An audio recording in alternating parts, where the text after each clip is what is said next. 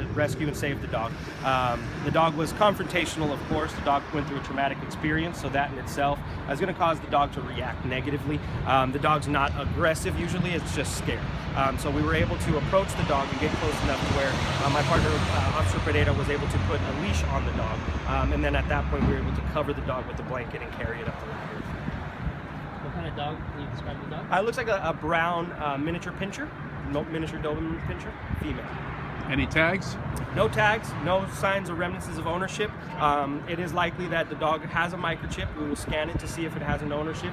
If the dog does have an owner, we'll contact the owner. If the dog does not have an owner, what we'll do is we'll go ahead and again try to process the dog for adoption pending the hold period. So we will hold the dog to allow the owner to come to the shelter and redeem the dog.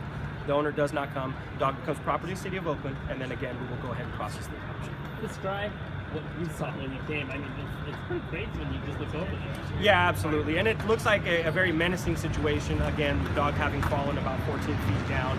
Looks very intimidating for the dog itself. The officers, we're kind of trained to triage a lot of those situations. So the first thing we want to do is try to make the dog comfortable as possible. And again, by isolating the dog in one area, not having it run around, not allowing it to be so frantic per se, was the key to the entire situation. So. Frantic dog, dog in need, and quick officers to respond. Again, my partner, I have to give her a lot of the credit because I was unable to leash the dog myself, at which point she was able to leash the dog and we could obtain the dog and bring it into this truck. Mind if I ask you something really quick? Sure. Just like, what are your thoughts when you first walked up onto a situation like this, thinking that a dog, you hear the details of it falling that distance? I was happy it wasn't broken. The dog could have broken a leg or two. The dog is able to stand on 4 legs, so it might not be injured, but we're going to take it back to make sure. Have you ever seen anything like this?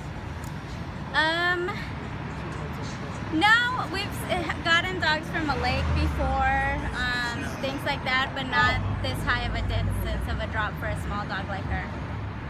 Your thought initially as you wrapped up the dog, and it sounded like the dog wanted to talk to you and deal with you, not him. I mean, what are your thoughts on that?